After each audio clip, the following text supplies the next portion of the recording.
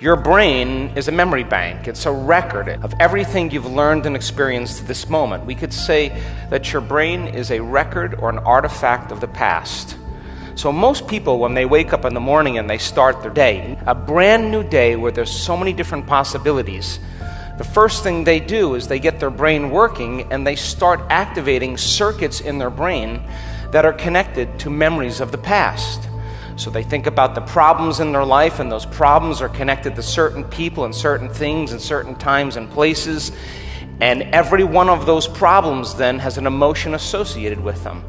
So if thoughts are the language of the brain and feelings are the language of your body, and how you think and how you feel creates a state of being, if you're living by familiar and same thoughts and you're feeling the same emotions, and emotions are a record of the past, we could say that most people wake up in the morning and their entire state of being is in the past, in the familiar past. Now, every thought has a frequency. Every thought produces an energy.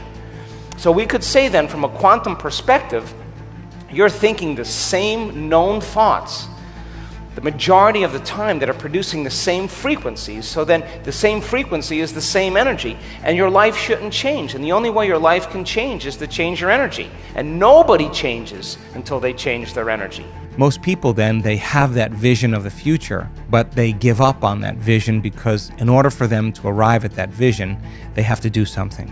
They have to think differently. They have to act differently. They have to feel differently. And it's so much easier to make the same choice every single day. And the hardest part about change is not making the same choice as you did the day before. And the moment you decide to make a different choice, you're going to feel uncomfortable because you're stepping from the known into the unknown. So some people would rather cling to their self-pity than take a chance and possibility. They'd rather tell the story of their past instead of telling the story of their future. They'd rather believe in their past instead of believe in their future. It's so much more important, though, to romance your future instead of romance your past. And I think if people understood that they could actually arrive at it, I think many people have done this already in their life. I think everybody, at least once in their life, has done something great. And when they did something great, they just made up their mind. And they made a decision in that moment to do something or to change with such firm intention that the amplitude of energy in making that choice caused their body to respond to their mind. That the choice that they were making to change became a moment in time that they would never forget. And the stronger the emotion they felt in order to change, the more they remembered the choice. And we could say then that they're giving their body a taste of the future emotionally, and they're literally aligning to that destiny. We discovered that if you keep doing that every day, somehow you'll arrive at that destiny, and your biology will literally begin to change to look like you're living in a different life. To change, then, is to be greater than your environment, to be greater than the conditions in your world, and the environment is that seductive. So then, why is meditation the tool? Well, let's sit down, let's close our eyes, let's disconnect from your outer environment. So if you're seeing less things, there's less stimulation going to your brain. If you're playing soft music or you have earplugs in, less sensory information coming to your brain, so you're disconnecting from your environment. If you can sit your body down and tell it to stay like an animal, stay right here. I'm going to feed you when we're done. You can get up and check your emails, you can do all your texts, but right now, you're going to sit there and obey me. So then, when you do that properly, and you're not eating anything or smelling anything or tasting anything, you're not up experiencing and feeling anything, you would have to agree with me that you're being defined by a thought, right?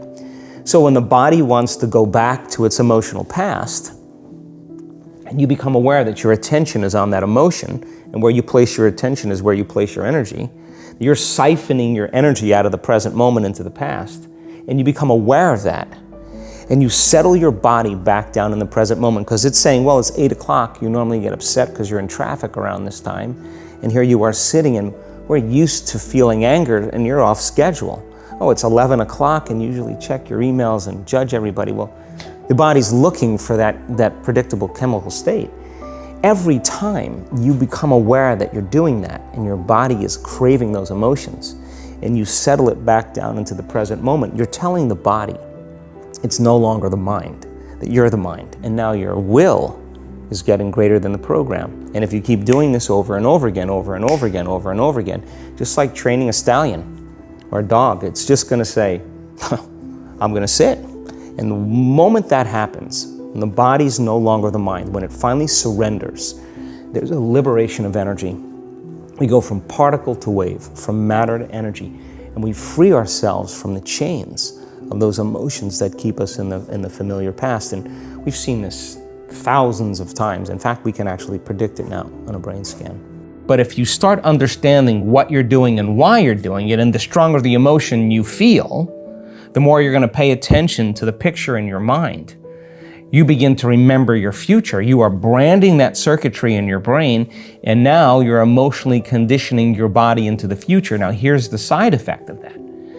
If you can do that properly and become familiar with those states of mind and body, and you get up feeling like your future has already happened, I guarantee you're going to stop looking for it. The work is to be able to maintain that modified state of mind and body your entire day. You got to be able to sustain that state independent of your coworkers, independent of your boss, independent of your ex, independent of your finances, independent of the traffic. And if you're able to do that, you will begin to see the feedback in your life. If you woke up every morning and you truly made time to think like this: if my personality creates my personal reality, and my personality is made of how I think, how I act, and how I feel, if I want to create a new personal reality, a new life, I'm going to have to change my personality. And most people try to create a new reality, a new personal reality, as the same personality, and it doesn't work. We literally have to become someone else.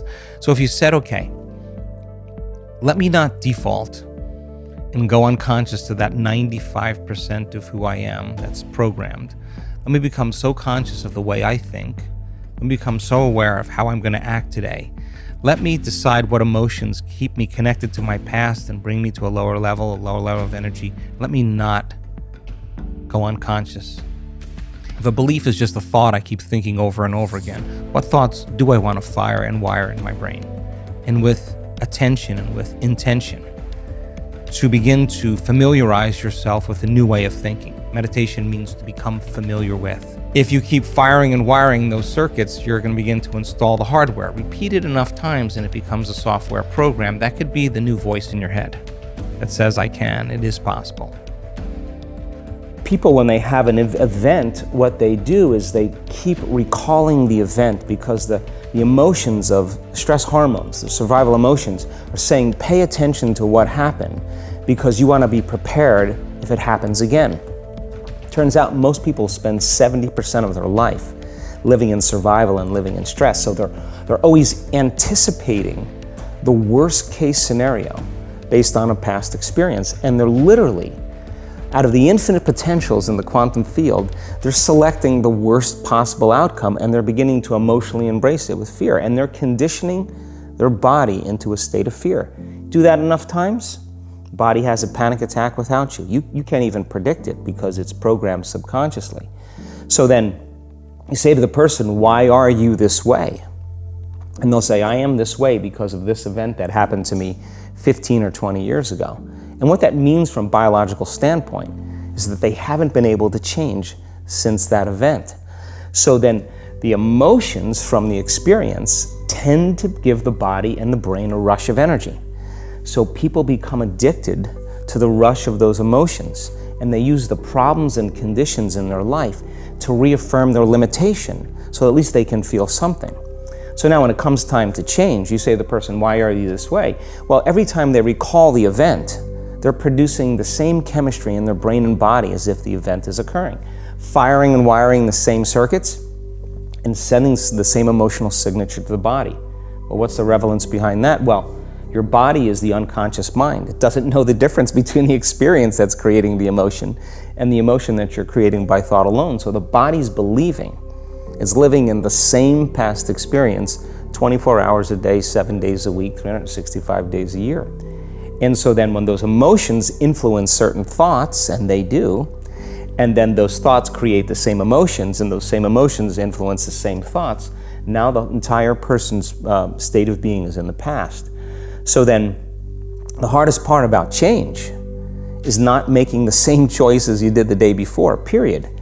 And the moment you decide to make a different choice, get ready, because it's going to feel uncomfortable.